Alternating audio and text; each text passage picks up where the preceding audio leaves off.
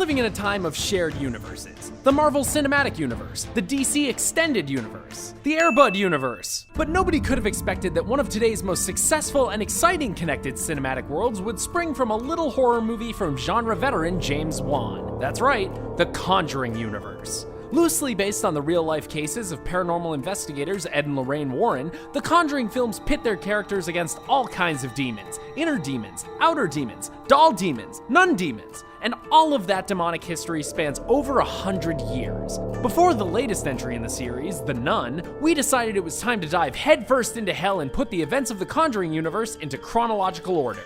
Spoilers for the Conjuring and Annabelle movies ahead. The seeds for the Conjuring universe are planted in Harrisville, Rhode Island in 1863. The witch Bathsheba sacrifices her baby to the devil and commits suicide, but not before laying a curse on her land, dooming all that would try to take it. Heading west to California, dollmaker Sam Mullins, his wife Esther, and their daughter Annabelle, B as they call her, are in the process of fixing a flat tire when B is struck and killed by a car. This tragedy forces the Mullins into reclusion. In their grief, the Mullins pray and pray to see their beloved daughter again, but it's not God that answers their prayers. It's a demon, who, after giving them a glimpse of little B, tricks them into transferring its spirit into that creepy effing doll. Oh God, 4 movies later and it's still freaky as hell. Anyway, as it turns out, that demon's a real crappy house guest, attacking Esther and gouging her eye out. That ends up being a bridge too far for the Mullins, so they call in a couple of priests to redecorate B's closet with Bible pages, and they seal the possessed doll inside.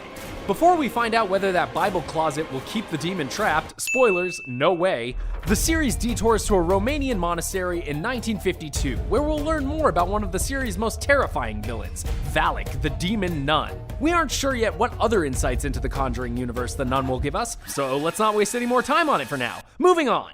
It's not until 12 years after B's death that the Mullins decide to reopen their doors, taking in the nun, not that one, Sister Charlotte, and a group of girls whose orphanage was just closed down. Among the girls are best friends Linda and Janice, who suffers from polio. They are expressly told not to enter B's room.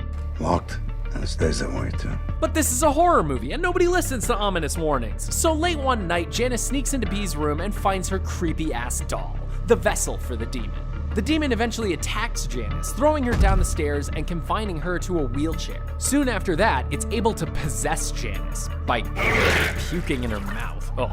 Linda starts to notice Janice and the Annabelle doll getting real close and is almost thrown down a well, presumably to do battle with Samara from The Ring. But Sister Charlotte saves the day.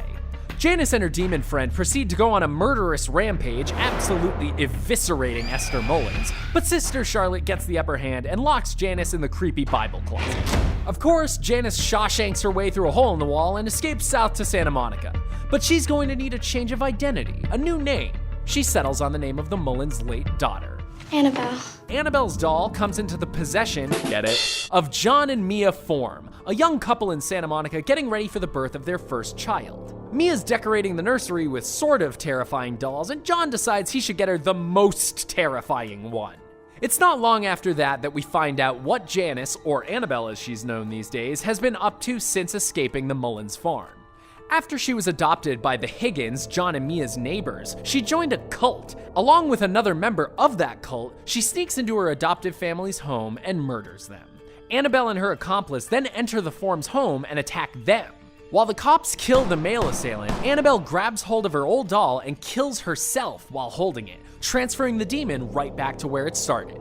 As is always the case when that horrifying excuse for a child's plaything is around, the Forms are plagued by supernatural attacks. In researching the events with Evelyn, a bookstore owner, Mia discovers the demon is after her soul. The Form's priest, Father Perez, takes the doll with the intention of having a certain demonologist duo exorcise it, but the demon attacks and soon possesses him. The demon abducts the Form's newborn, demanding Mia's soul in exchange for the child's life. But Evelyn, racked with guilt over causing her own daughter's death, sees this as a chance to redeem herself, sacrificing herself to the demon to keep Mia and her daughter safe. Thanks, Alfre Woodard!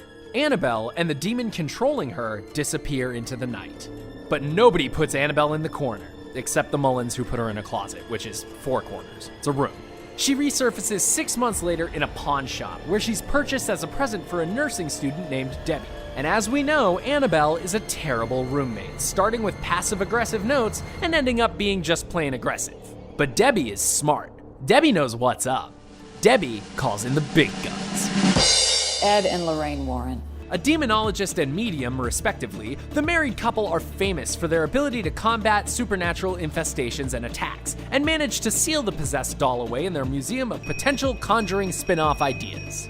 In 1971, Ed and Lorraine are assisting during an exorcism when the victim grabs Lorraine, causing her to have a vision of Ed's death. She locks herself into seclusion for 8 days after the premonition, giving Ed serious reservations about subjecting her to further investigations. A few months after that, the Perrin family, Roger, Carolyn, and their 5 daughters, find the perfect home in Harrisville, Rhode Island. You know, the one Bathsheba cursed forever and eternity almost 100 years ago. And as it turns out, vengeful witches can raise just about as much hell as demons, and the spirit of Bathsheba quickly wreaks havoc on the Perrins. Carolyn seeks out Ed and Lorraine for help, and with the telltale signs of temperature shifts, rancid meat smells, and mocking of the Holy Trinity, it doesn't take the Warrens long to surmise that, yep, this is a real-life demonic infestation. Though Ed is still reluctant to risk Lorraine's health, the two of them take the case. They set up a number of traps to catch the spirit on camera to prove to the Catholic Church that the Perrins are really being haunted, so that they'll approve and perform an exorcism. And boy, do they prove it. The Perrins move into a motel, but the damage is done. Bathsheba succeeds in possessing Carolyn, forcing her to take 2 of her daughters back to the house to kill them. The Warrens arrive just in time to stop Carolyn from murdering one of her girls, but when they try to take her outside, her skin starts to burn. Bathsheba won't let her leave, forcing Ed to perform the exorcism himself. It, doesn't stick right away. But with the 1-2 punch of Ed calling out the spirit by name and Lorraine using some magic hands to make Carolyn remember her family, they manage to cast Bathsheba out. And man, does Carolyn cast out Bathsheba.